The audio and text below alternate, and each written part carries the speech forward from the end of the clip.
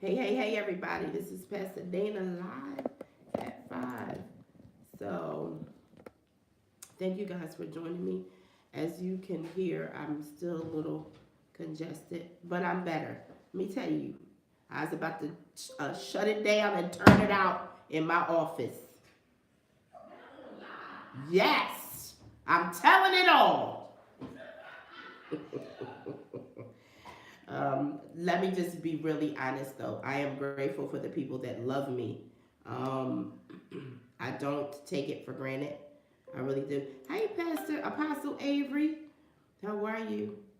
I don't take it for granted for the people that love me and care about me. Um, I am grateful, really, I am. But I am better. I just have a frog in my throat. That's all. Just a frog in my throat. So, but I wanted to come on today and just and just continue. We have been talking about time management, and all of this goes along with personal growth and development because we've been talking about that probably since I want to say October, November, and we'll continue. That will be something that we will talk about ongoing because we grow. Every day we grow, whether we're growing spiritually, whether we're growing mentally, whether it's physically. Hey, Dr. Will. So I am grateful to God that He always gives us something that we can always. There will always be a takeaway about our spiritual, personal growth and development. Always be a takeaway for that stuff. So we have been talking about time management. So I want to share this little bit of a testimony with you. Last night, got in the house, fed my children, went upstairs. And when I say I fed my children, let me say this because most people don't know. All of my children. Hey, Pastor Crystal, how are you, my sister?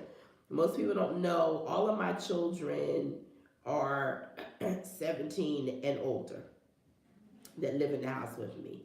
But I am still a mom that wants to make sure that they eat. So I'm going to either cook dinner or bring something home. So yesterday I brought something home for them to eat yesterday. And so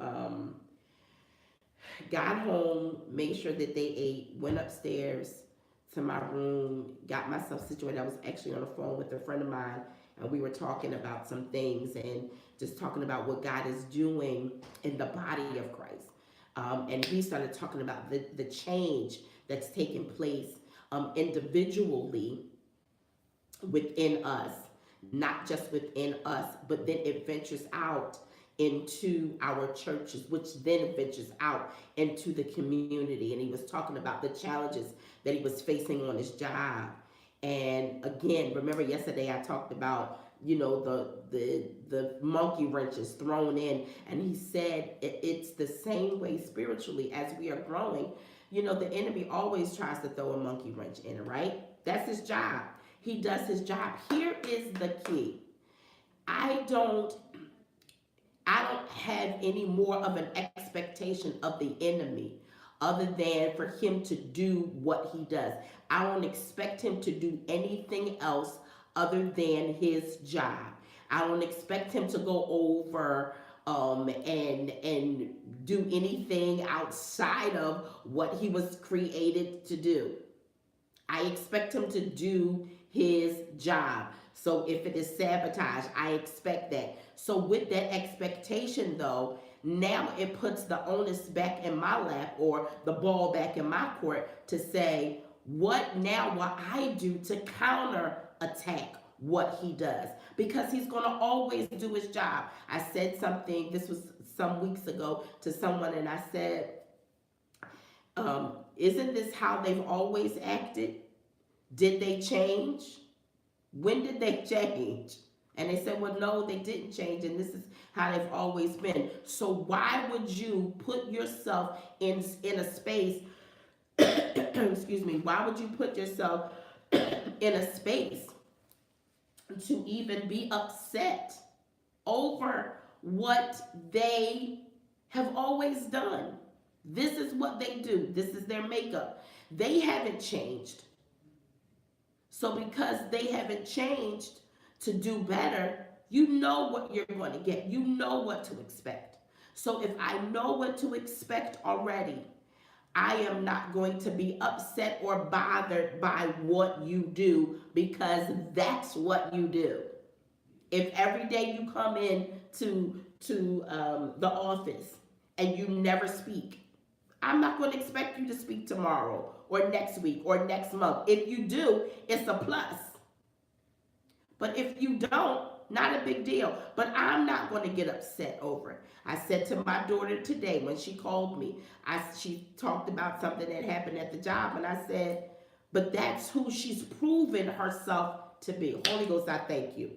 That's who she's proven herself to be. Let me just ask this question, and this don't have nothing. I don't know if this has anything to do with time management or not, but God gonna work it in, right? What have we proven ourselves to be that God has, our Father has an expectation of us? Have we proven ourselves to be consistent? Have we proven ourselves to be obedient to his voice? Have we proven that? And if we have, that is what our Father expects from us. That's what he expects, right? And as he has an expectation of us, so do we of him. So why do we allow the enemy to tell us that God is not going to do it? Yeah, he don't love you. He don't care. I'm telling you, this is the conversation. This was part of the conversation I was having with my friend last night. And as he was talking, I'm telling you, everything, like, things just began to unfold. And I said, why? Why will I get upset about that? It knocks me off my square. Again, like I said yesterday, it causes me to be discombobulated. Now I'm making mistakes. I'm not thinking straight. It's not even worth it. It's not even worth it. And so we then had an expectation of our Father, because he's already proven. He's already proven that he is. I was listening I was listening today to a song. Who is it by? Wait a minute, I'm gonna tell y'all.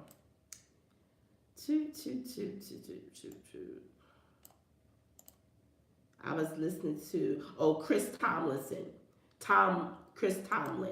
a good father. I was listening to that today, because he is a good father. That's who he is. And because he's a good father, I have an expectation of my dad. And my expectation is that my dad he's not going to allow me to go astray. Everything that he speaks to me, everything that he downloads in me, it is for me. It is good for me. Even in the times when the word of God says that it was good for me, that I was afflicted so I could learn. So there are times when we have some issues and some challenges, but it is all for our learning. It's all for our learning. Romans 8:28 says, and we know that all things, we're not just talking about the good things, we're talking about the bad things, the indifferent things. All things work together for good. They're working together for my good. No matter what it is, it's working for good. It's working for good. So when do we allow the enemy to tell us that it is not working for good, that it won't work, that you can't do something, that you'll never be something, that you'll never get there, they'll never ordain you as a preacher, you'll never be able to play the keys like that, you'll never be able to sing with that melodious voice like you hear? Why do we allow the enemy to tell us what we're not going to do, when the Father has already promised you? first and foremost, that you are a king's kid. And what is available to the king's kid, thank you, Holy Ghost, is every good and perfect gift comes from where? The Father to the king's kid. But you got to make sure that you are walking uprightly before him, which is I'm not going to be distracted by the same mess that distracted me 2 years ago. I'm not going to allow that same demon to come into my life and make me discombobulated and make me distracted and knock me off my square. Absolutely not. Absolutely not. Absolutely not. So we're talking about time management. I don't know how that ties in. Dr. Will, maybe you could tie it in to time management. Hey, Ricky, how are you? I hope you are doing well and your wife. Love you guys so very much. But I can tell you, so let me just read to you, because, we were supposed to be talking about time management. And can I tell you something? Managing your time is staying focused so that the enemy, again, doesn't knock you off your square.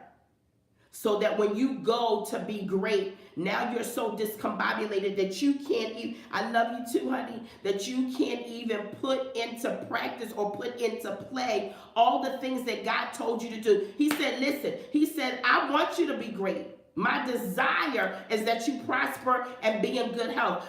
Prospering doesn't necessarily or just mean financially. He wants you to prosper mentally. He wants you to prosper spiritually. He wants you to prosper emotionally. A prosperous person is a wealthy person.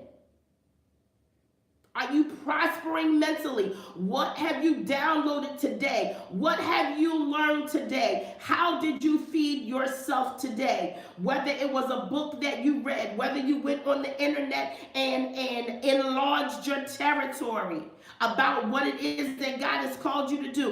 What have you done today that has caused you to prosper mentally, intellectually, spiritually, emotionally? I'm going to tell you what I did today to prosper myself, to grow, if you will, emotionally. I declared that I am not going to allow anything or anybody to dictate to me my emotions. My daughter, I may mention that my daughter called today, and whenever my children call, let me just tell you, whenever my children call, my ears perk up, antennas perk up, everything goes up. Why? Because I don't know why they call it, and they're calling me on the phone. I need to know that I can get to them in 10 seconds flat. Case in point example, I remember when my daughter, Katie, who called me today, was in high school, and she had, this was years ago. Now she's 21 now. She was in high school, and it was she was a freshman. And she went to school, very little, very, little, petite, and people think that they can pick on you. But they didn't know that this little petite person wasn't having it. And so something happened. Somebody said something to her, and she said, I don't think so. And if you want to try me, you can. And so as she was changing her class, they tried her in the hallway, and 4 girls jumped my baby. Now, let me just tell you how good the Lord is, because when I got the phone call, I was teaching at the time. I was teaching at International Christian High School. When I got the phone call, I don't even remember how I got to the school. All I know is I was at the school. That's all I know. And when I got to the school, and when they told me what happened, I'm looking at my daughter. She had a broken nail. I'm looking at the other folk. Weave is out, scratches, folk bleeding. And I'm saying, well, I thought they jumped you. She said, Mom, I don't play them kind of games. But the reason why I said that again, anybody that knows me knows that when it comes to my children, Johnny on the spot, I need to know what's happening, what's going on. And let me just tell you, the Lord said to me, take a woosah, because she called today to talk about her job. Take a woosah. Woosah moment, breathe. Because what you need to do now is not what you did before. Don't let the enemy cause you to go backwards. He's moving you into this place of personal and growth, spiritual development. Don't let him push you back with stuff. Don't let him do it. Because that is his job. How about you laugh in his face to say, no, you're not getting me with that today. She talked about her job and the things, that people were doing. And I told her, I said, baby, what you got going on? Because you're about to do something great. You have your branding, which is no love lost. Matter of fact, if y'all need t-shirts, I got t-shirts. Y'all inbox me or something so you can get your no love lost t-shirts. But my point is, she is destined for greatness. Even in all of that, you got to be mindful about what it is that you are doing and how you are doing it. And again, you cannot allow anybody to knock you off your square. So I want to just give you this definition, and then I got to share. Well, let me share this with you first, and then I'm going to give you the definition and go back through. There were 7 points yesterday, and I think I only gave you guys 5, right? So in my managing my time yesterday, got home, fed my children, went upstairs, got undressed, put my comfies on, just sat on the comforter on my bed and wrapped up with my little Snuggie. And I fell asleep. It was about maybe 3:30, woke up, took my Snuggie off, got up underneath my covers. No, it had to be like maybe, not 3:30, maybe around 2:30. Got into bed and then woke up again at around 3:30. When I woke up to, what was happening, I was waiting for somebody to call me, so the phone and everything was next to me. That's why I had not gotten in the bed fully. And so, woke up, they never called, and when I woke up to a car commercial. And the car commercial said this, and I'm telling you, this blessed my whole entire life. My whole life. And I wanted to bless you. Let me tell you something. God will speak to you through anything. Through a billboard. Through Ricky, who is an awesome, he does so much. I can't even talk about. Y'all Google Richard Gaskins or Ricky Gaskins. Went to school with him. Such an awesome man. Him and his wife. Beautiful family. But I know, Ricky, when you on that bike, and you getting ready to lean into the turn, come on somebody, lean into the turn so that wind will carry you. I know that there are, or God, and I'll say God, is speaking to you and strategizing how you gonna win this race. God speaks to us through anything. We just gotta recognize it, and when we recognize it, embrace it. So then we can accomplish what it is. Holy Ghost, I thank you. That we can accomplish what it is that we need to accomplish. Right? Which is managing our time too. Right? So let me tell you this. So when I woke up to this. It was a car commercial. The car commercial said this: change doesn't hesitate. Change doesn't think twice. Change doesn't announce itself. Change doesn't ask permission. Change does not compromise. Change does not bow down. Change does not fear. And change does not yield. It just happens. Did y'all hear that? Change just happens. When you manage your time, change happens. Now let me read to you what the definition of time management is, right?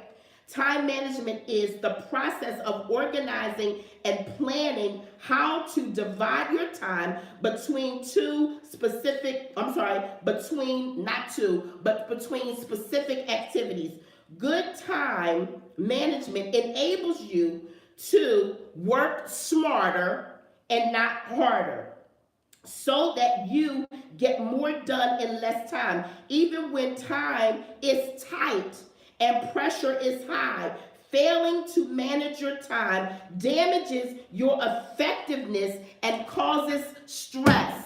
Change, when we change how we view things, when we change how we do things, when we change and manage our time better. Can I tell y'all again what change does? Change doesn't ask permission. It just does. It changes. It happens. Change doesn't bow down to anything or anybody. It just happens. Change does not announce itself. Oh, here I come ready to change. Absolutely not. And we talked about that the time management is a process. Remember what process is. Process is an involuntary series of change. It's an involuntary series of change, meaning it happens. You and I can't stop it from happening. I remember my daughter, my middle daughter, excuse me, I remember my middle daughter, Chrissy, as she was getting older, she started developing very quickly. And they, we took her to the doctors. I just wanted to make sure that she was fine.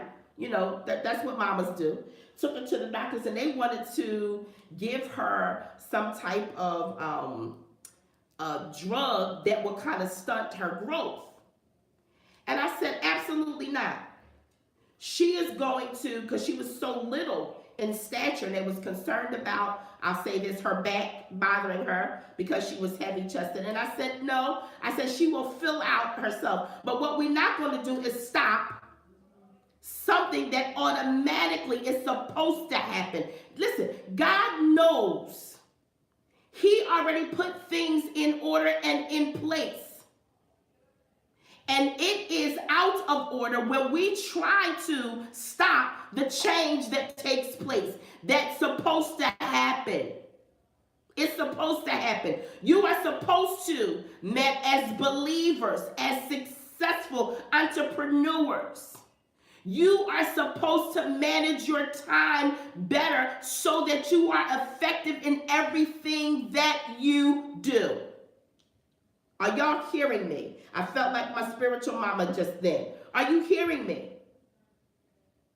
You are supposed to manage your time better so that you are effective. Yesterday, I gave you guys, I think I gave you 5 points. So I'm going to just go back through those again, right? Number 1, the importance of managing time, the importance of time management, in your life dictates the quality of it. Number 1, you are more effective. Didn't we just say that? Number 2, you feel calmer and more in control. Number 3, you are more fulfilled. Remember, I said to you all that the Lord said to me, I had to preach watch night service, and God said to me this. He said to me, 2019 was going to be the year of manifestation and fulfillment. He is manifesting some things, birthing out some things. He is fulfilling some dreams. Listen, ride the wave. Ride the wave. I'm trying to tell y'all, ride the wave. If you don't know how to surf, look it up so you can learn how to surf. Surf spiritually. Ride that wave. Because let me tell you something. What happens is the momentum. Every wave builds this momentum until it's time to stop, which is a season. Because you get good waves in a specific season. Y'all ain't saying nothing. I'm just trying to tell you. I mean, y'all probably are saying something. That's just something that preachers say. It just felt funny right there, so I said it. I cracked my own self up. All right. Number 4. You will have more energy. Let me tell y'all, I got some serious energy today. And listen, yes, I took my medicine today because Candy, my sweetheart, was going to fuss me out if I didn't. So I took my medicine today. I did what I was supposed to do, although they've been trying to send me home since I walked in here. Don't be opening my door. That's my that's the manager. Is my online manager on here? I gotta tell Natasha, she was trying to shut me down. But it's all good. So number 4 was you will have more energy. Number 5, you develop more qualities in your time management, right? Number 6, you achieve what you want to and need to faster. And number 7, because I didn't give you guys number 7, you begin to enjoy your life. You enjoy your life. Time management is not a perpetual activity or skill. It is the core skill upon which everything else in life depends. Brian Tracy said that. You gotta be able to manage your time and manage it well. I gave you guys Ephesians. I did give you Ecclesiastes yesterday, 3. Where it talks about there's a time and a season for everything, right? I gave you guys Ephesians 5:15-17. I gave you guys Proverbs 16:9, right? Did I give you guys, what else did I give you? I didn't give you that. I gave you Ecclesiastes, that's 3:11. Habakkuk 2:3. Let me read that because this was a good one. So I wanted to give you all of those scriptures just so that you can have them in your arsenal of solutions. Habakkuk, and we're going to close with this because it's 5:30. Habakkuk 2:3 says this: for still the vision awaits its appointed time. It hastens to an end. It will not lie. If it seems slow, wait for it. So why do we try to rush this process? Don't rush the process. Wait for it. It will surely come. It will not delay. It's going to come. It's not going to delay. Are you trusting in God for whatever it is? I don't care what it is. Whatever He has put in your hands to do, manage your time well. The strategies, everything that He's given you to win.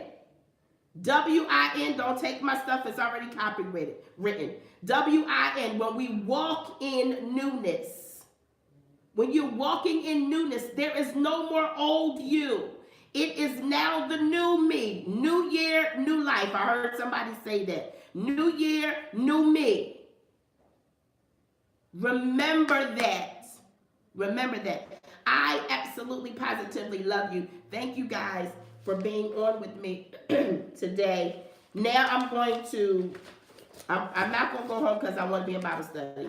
But I'm going to go home after Bible study and I'm going to go to sleep. But I am actually feeling better. So thank you guys for praying for me. I rebuke all of the folks that says that I'm not feeling better. I bind them in Jesus' name. But thank you guys for joining me on live at 5. I absolutely love you. I will see you again on Monday right here with yours truly. God bless you.